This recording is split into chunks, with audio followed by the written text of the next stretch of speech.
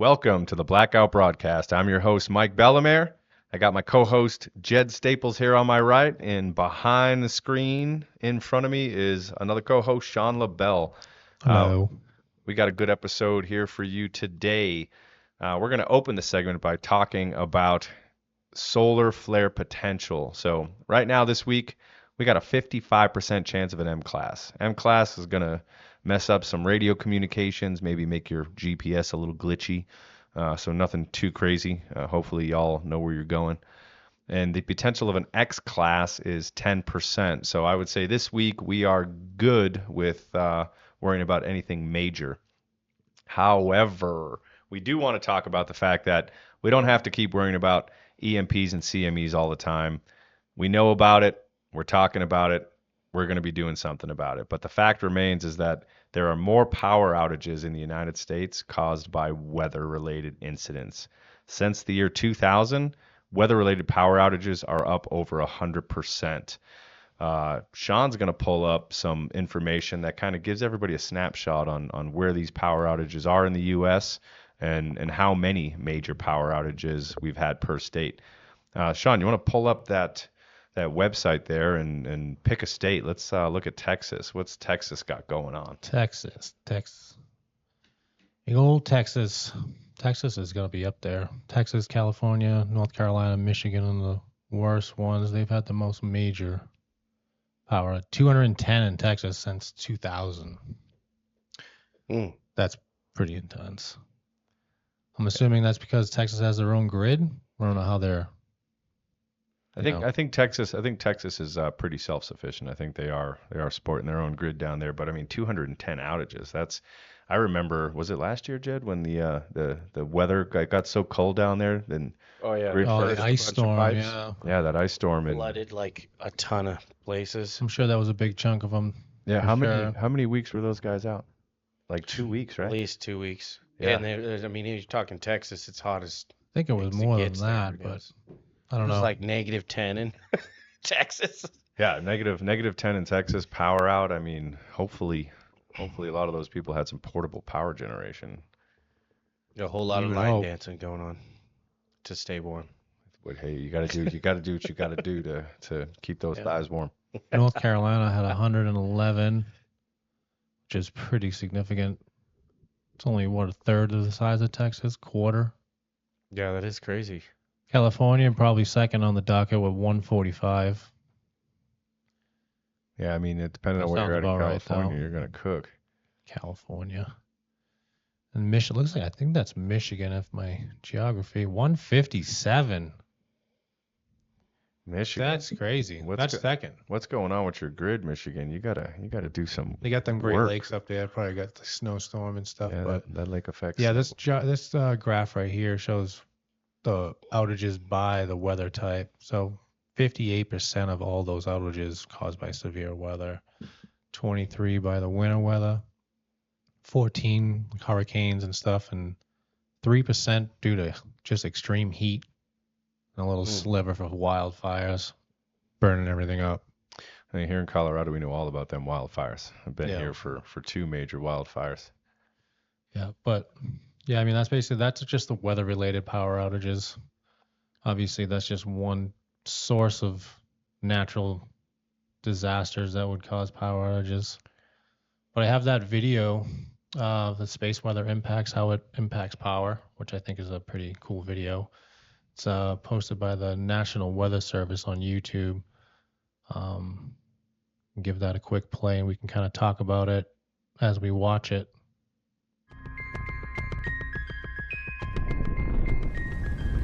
Space weather affects technologies.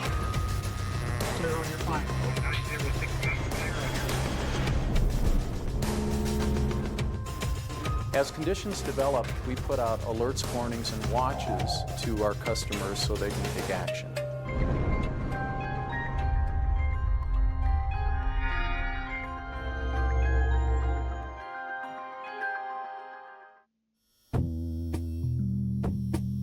The Space Weather Prediction Center has had a long-standing relationship with the power industry, so they've been aware that solar storms, the geomagnetic storm piece of that, can affect the operation of their systems and induce extra currents and loads on those systems that can either trip those systems offline or in the worst of cases cause damage. That relationship goes back for several decades. In fact, a big incident in 1989 where part of Quebec was tripped offline that affected something like 6. We talked about that on our last podcast, Quebec, right? Yeah, we did. We mentioned the Quebec outage, and that was recent. I mean, I didn't know. realize there's so many people. 9 million people lost power. That is a lot of people. 6 million customers for about 9 hours. I think 9 that really hours. raised the awareness in the power industries. When we get the alert, we watch the grid and start looking for issues. Are we seeing a decline in voltage? Are we seeing equipment failures? And we readjust the system to try to mitigate those problems, try to keep the lights on and keep it from going out. So averaging about 500, 550 kilometers per second. If we didn't have this early warning, we wouldn't see it until our sensor saw it. Getting more information quicker and faster before the storm hits, not during the storm, is a big improvement. In the long term, I think what we need and what we're moving toward, the U.S. as a whole, is better modeling, fully understanding this phenomenon, understanding how it would impact specific systems. Rather than actually experiencing a storm, we can simulate storms in our software and see what the impact is. We try to get. What a lot of people don't realize is space weather is more than just CME. Space weather literally affects the weather here on planet Earth.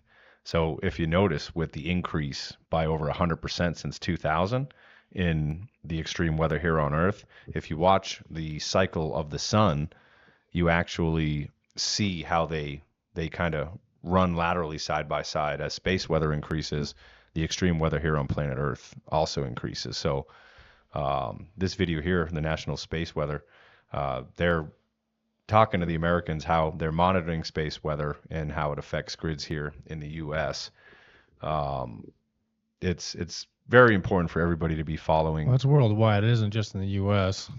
Well, I mean, these guys are mainly chatting about the United States and how they're monitoring these systems so they can control how the power flows here in the U.S.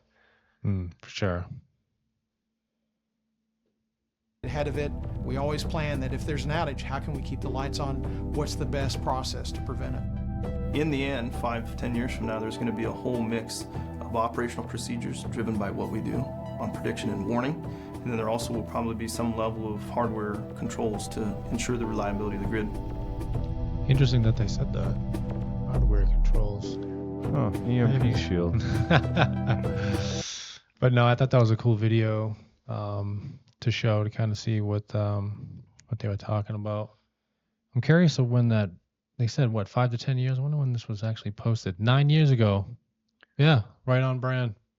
9 years ago. That's about when EMP Shield first started making devices. So it's kind of funny that they mentioned it. Fast forward, and we manifested some devices that will protect from EMP, CME, lightning, surge.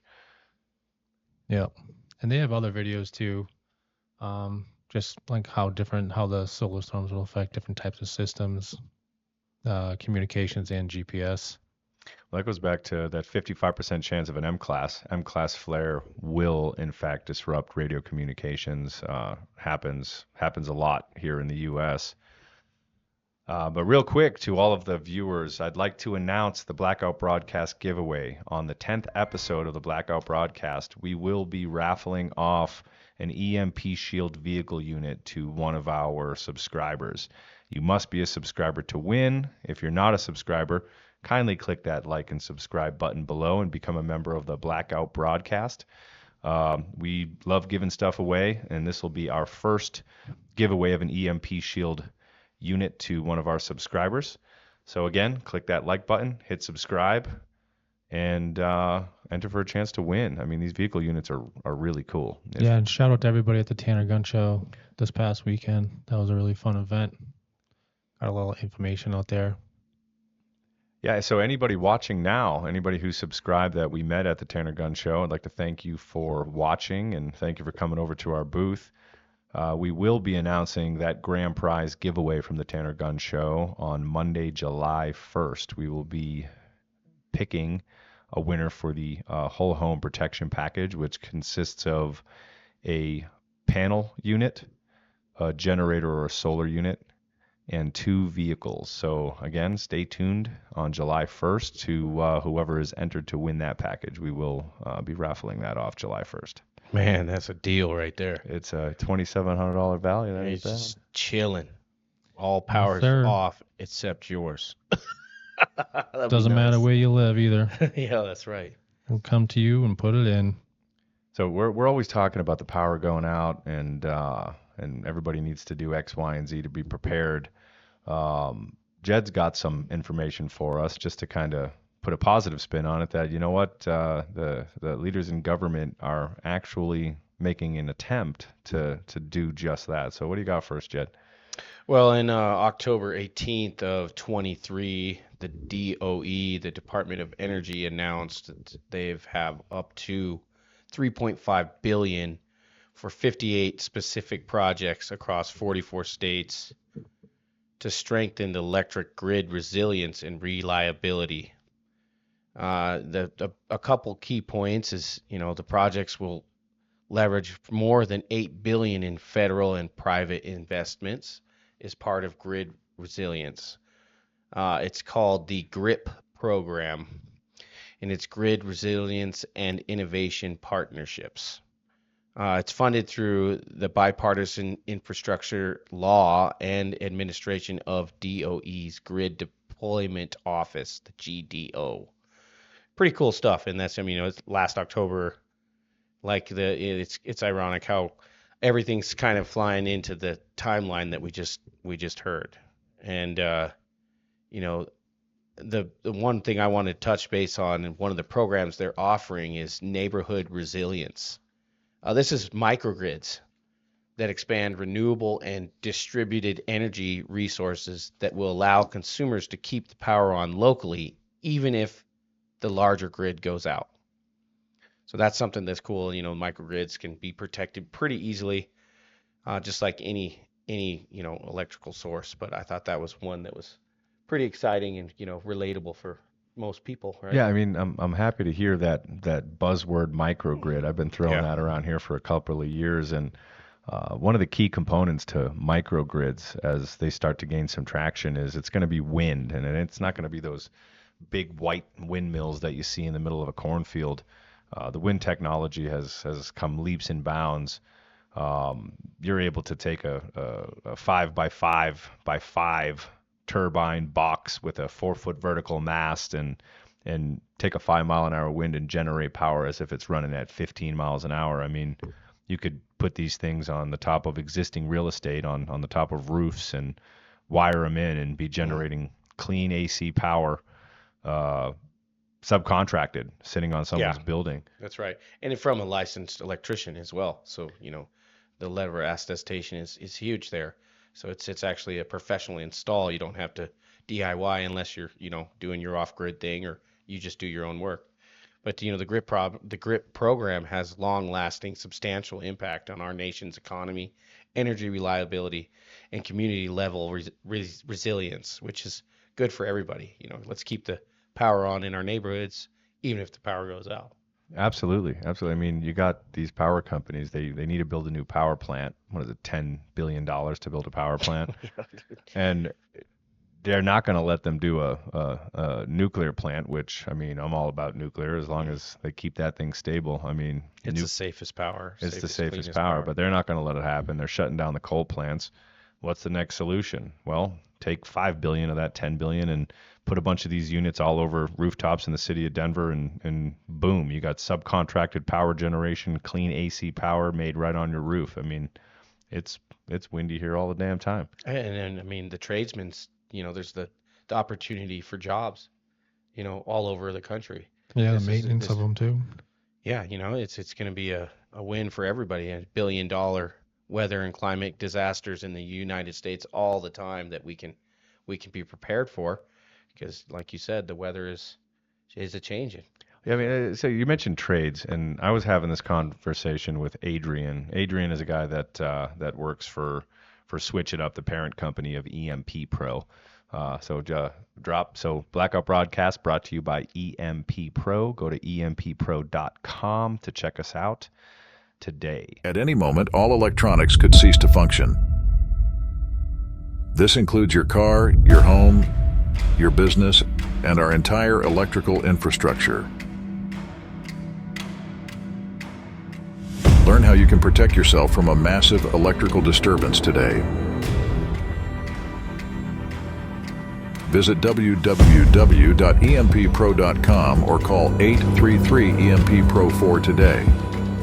So Adrian, we're in the car. We're talking about trades and how it's just dying, man. They keep pitching drafting degrees and go to college, which is all fine and well. But have you guys seen any good trade school commercials lately? I remember when I was a kid, that shit was everywhere.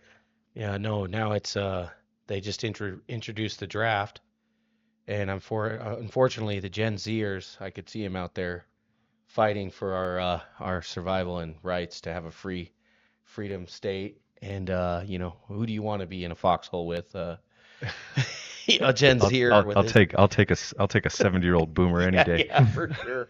I was like, these guys are not going to fight. So the draft, the implement of the draft, I thought was kind of like, wow, that's going to be interesting. But I think they should go back to the mandatory 2 years. If you're not going to college, you should have to serve 2 years in the military mandatory. And I only say that because 18 years old, you don't know what you want to do. You serve 2 years, it's going to give you structure.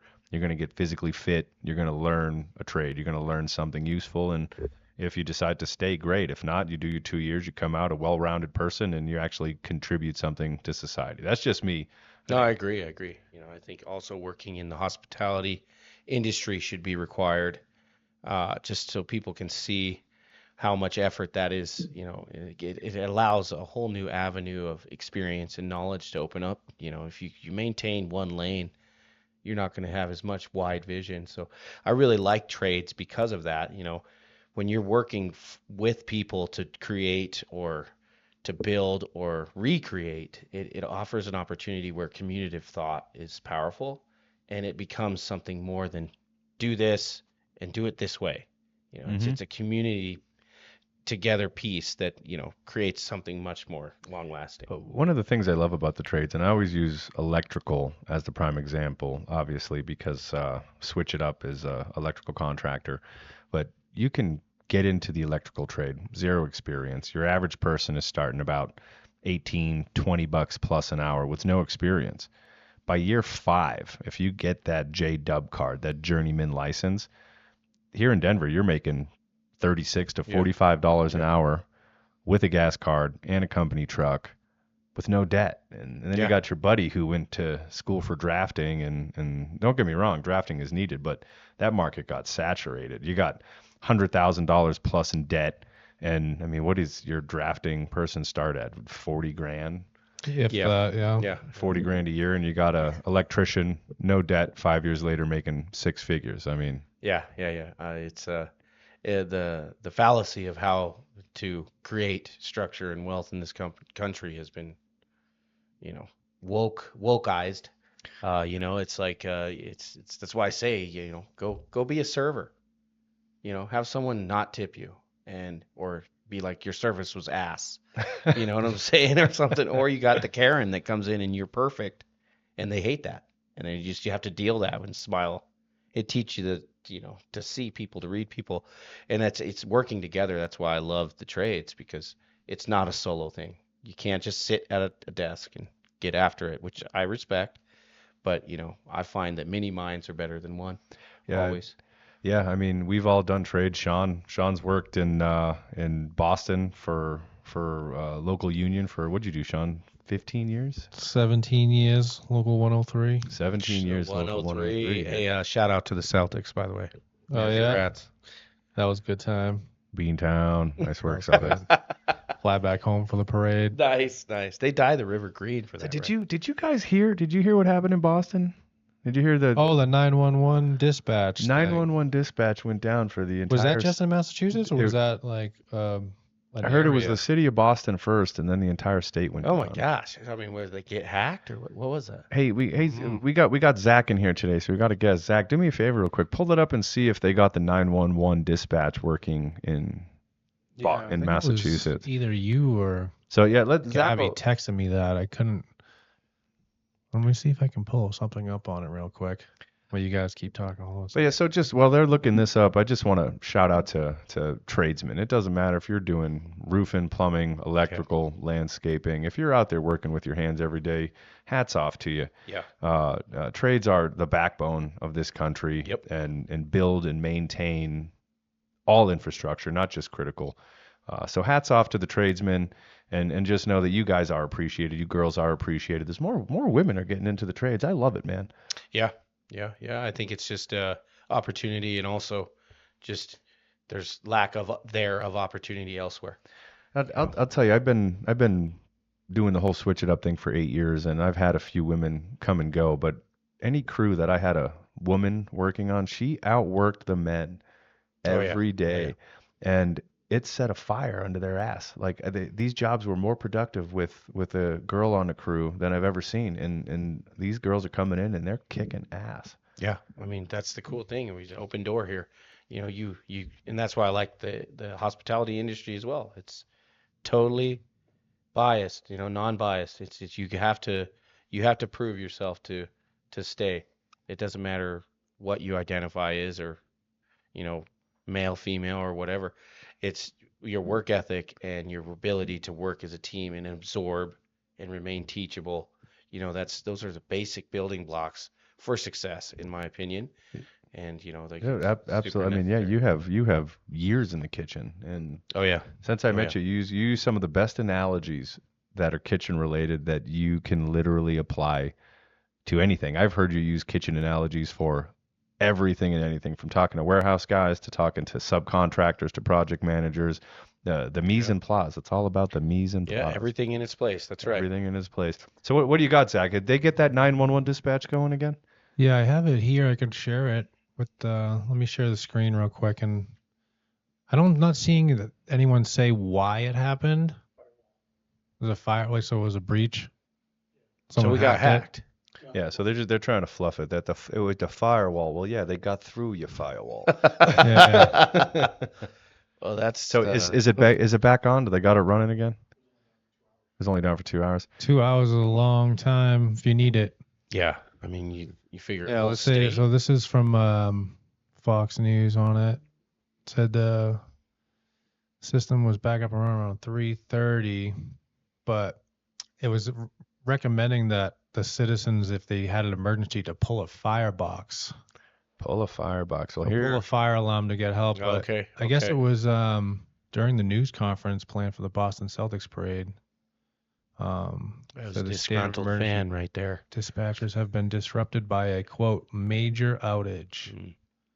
911 is currently down statewide.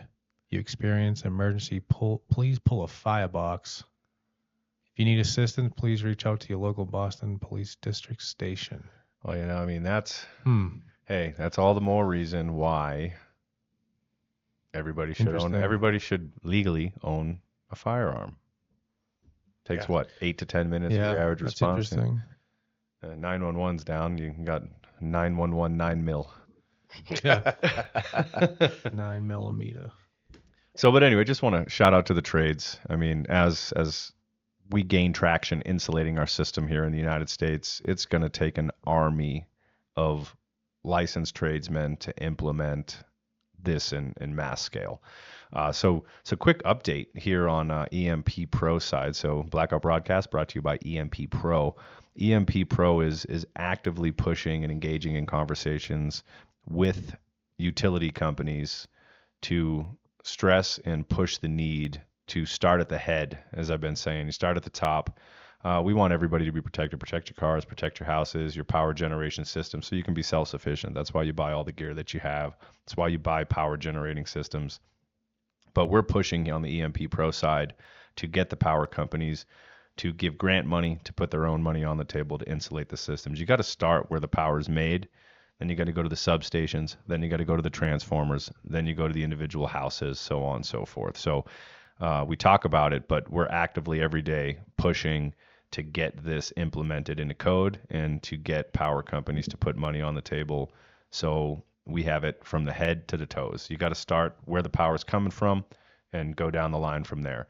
But until we get them to put the money on the table, we still urge everybody, especially if you have backup power systems. Protect your panel, protect your power generation, and the most important, get these things on your vehicle. If you're like, hey, I'm not staying here. I live in the city. I don't give a crap about my panel. Well, you know what? You got to protect your wheels. So at a minimum, get one of these EMP shields on your vehicle. Go to www.empro.com. You can see all of our pricing. You can call 833-EMP-PRO4, talk to a team member, and we can get you hooked up with a vehicle unit. Heck yeah. So, and then real quick, so this is like, I'm just going to go lateral here. So here in Colorado, we met some cool people at the Tanner Gun Show. You got people selling guns, knives, MREs, beef jerky. It bought me a lot of beef jerky. Pickles. Pickles are really yeah, good. those pickles were really good. But we just want to touch real quick. So there's an initiative, Initiative 160, Linda White. This is something that I signed and I believe in, and they need to get about 125,000 signatures here in about 50 days. You can lean whatever way you want. Everybody has their beliefs. So for me, I don't believe that if you're a biological male, born a biological male, that you should be allowed to say you're transitioning, chop the beans and franks off, actually transition, and then get into women's sports. So we have an initiative here in Colorado. It's Initiative 160 to keep biological boys out of women's sports. And this doesn't apply to the major leagues. This is for college, high school, etc. These girls work real hard to get to the top of their game as a biological female. And you have a biological male coming in. It doesn't matter if you chop the beans and franks off. You just naturally more muscle mass, more strength. You still got more testosterone. And obviously, you're going to come in and you're going to dominate. You're going to hurt these girls that have worked real hard to get to the top of their game. And then you got these boys coming in because they want to be whatever they want to be. It just doesn't make sense. You can cause extreme injury. Am I wrong? I mean, especially if you're getting into some of these high contact sports. Yeah, I mean, we used to have female wrestlers on our team in high school. They did very well for themselves, but there was an age limit. You couldn't have, like, if you were, a 10-year-old female, you can wrestle 10-year-old boys. But once you start getting to that point where you start growing into an adult, getting more physically bigger, stronger, and there was weight classes too, obviously. But Did you guys see that UFC episode where that biological male had the whole surgery done and he came in and he beat the bag out of this girl? I mean, I don't remember seeing that, but I remember like that swimmer. Wasn't he like a swimmer? Riley? I don't know. Riley Gain? I heard about it, but I was just like, that's just so ridiculous. it's so, again, this is Leah Thomas. Yeah. The man that Leandro Thomas. super angry because he can't go to the Olympics and represent as a woman, which is great. Which is good. And at the end of the day, It's ridiculous. you can be free. This is the land of the free. You can do whatever you want. And after 18, you want to go and whatever, that's fine. Go ahead. But at the end of the day, you got women who train and compete against other biological females. And it's just such a disadvantage to them if you got a biological born male coming into the sport and dominating. It's just doesn't make sense. That's my opinion. You can have whatever opinion you want. I support not having biological males, whether you chop the beans and franks off or not, participating in middle school, high school, college level sports. That's just my take on it. I'm throwing it out there. Initiative 160 in Colorado. If you feel the same way that I feel, reach out to a volunteer, sign a paper, and let's get this a law that biological born males cannot participate in female sports. End of rant. Not to mention the locker rooms. I mean, I got sisters, I got nieces. I'm not trying to have dudes in that space with children, kids. I don't care. You got a 15-year-old dude that says he's a girl. I wouldn't want my daughter hanging out in that locker room. I'm sorry. You know what I'm saying? Like, I mean, that's their space, Absolutely. I was talking to one mom at the Tanner Gun Show, and she was saying that her daughter told the principal that she was uncomfortable with the boys coming into the girls' bathroom And they were told if they didn't like it, that they had to go across the school to the nurse's bathroom to use the nurse's bathroom. So Wow. but I mean, let's go to the real quick. Let's go to the root of this, right? So we got communist China training 5-year-olds for cyber warfare. I mean, they're teaching these kids young how to hit them keys and hack systems. Yeah. Why the hell are we talking to our 5-year-olds that they get to choose if they want to be a boy or a girl? Well, not only that, they don't even have to ask their parents. They can just say they do that at school, and it's totally legal not to inform the parents. Well, it's they got to inform within crazy. like 48 hours or something. But at the end of the day, what kind of circus sideshow crap is that? You got enemies teaching 5-year-olds cyber warfare, and you got our mainstream media telling kids that they can be a boy or a girl at 4 or 5 years old. Come on, you're going to let them vote now? Hand them the keys to the car, let them smoke a stogie and pound a fifth of vodka? I mean, in my opinion, if you want to do that, you should not legally be able to do hormone treatment or any surgeries until you're 25. And the reason I say that is because it's proven that your cognitive function doesn't fully mature until you're 25 years old. You make a decision at 4, 7, 10, 18, 25, 30, you may be like, I wish I didn't do that. So there's got to be more talk about this. You don't just let them do whatever the hell they want. You can't vote, you can't smoke, you can't drink, you can't drive. Why in the hell are you going to let a child make a decision to change their gender before they're even fully cognitive at age 25? So anyway, this is the Blackout Broadcast. We're going to talk about a lot of shit. We're going to dive down the rabbit holes, and we're going to get all after it. So end a rant on that one. Reminder. So make sure you're a subscriber to win those giveaways too. Yeah, click like and subscribe. That's how you're going to win. We're going to start to do giveaways. We'll get up to weekly giveaways, but right now, the 10th episode of the Blackout Broadcast, we're giving away 1 free vehicle unit. Very cool.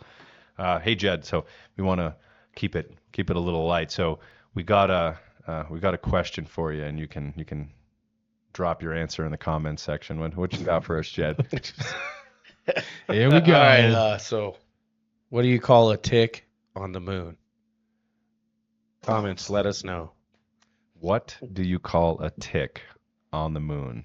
We'll have the answer. First one to get the answer right, we'll send you a free T-shirt. Comment below. Comment like and subscribe. Give us another joke. After that serious talk I can feel the roasting in the comments section. All right, what was the first animal in space? Oh boy. I don't know. It was the cow that jumped over the moon. Oh god. All right, on that note, dad jokes. Yeah. Days of dad jokes. So let's get back to some serious talk here. So Zach pulled up a solar activity report. What do you got there, Sean? Let's see. Give me 1 second. I'll pull that up for everybody to look at. I don't really know what these numbers mean. I'm not gonna lie, but I can say the last X flare was June 10th. X 1.55. Okay. What do we? And the last M flare was today actually. M 1.1. The last spotless day was back on same June 2022.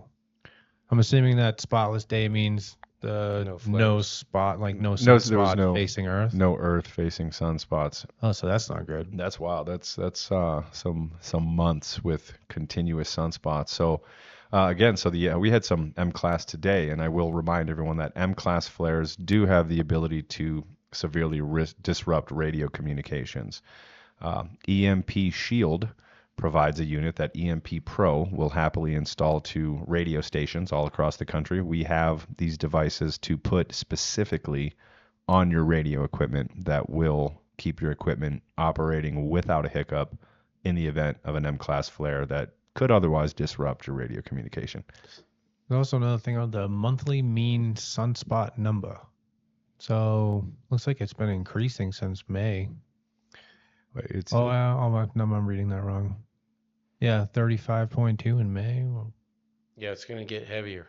Well, we're supposed to hit the top end of the 11-year cycle 11 here years. in July of 2025. So that solar activity is going to continue to increase, and it just enforces the need to have an EMP shield unit on every transformer, every panel, every car, attached to every piece of technology we need to exist. Yeah. Manufacturing facilities, industrial facilities, gas, you name it. It's real. Yeah, it's real. So I mean, we always happy to have everybody here on the show. We kind of dove down the rabbit hole with some interesting topics, but we do appreciate everybody that's watching. So again, I'd like you all to visit our sponsor's website, empro.com, or give us a call, 833-EMP-PRO-4. Hit the like button, hit subscribe, win free stuff. 10th episode, 1 EMP Complete whole Shield. package. Well, that's on July 1st. We're going to raffle off Yeah. the complete package July 1st. But to all the other listeners, we are going to raffle off 1 vehicle unit on the 10th episode of the Blackout Broadcast. Hit like and subscribe. Until next time, we're out. Later. If you're listening to this broadcast, you are the Resistance. To stay in the know, subscribe to the new Survival Dispatch News channel. Do it now!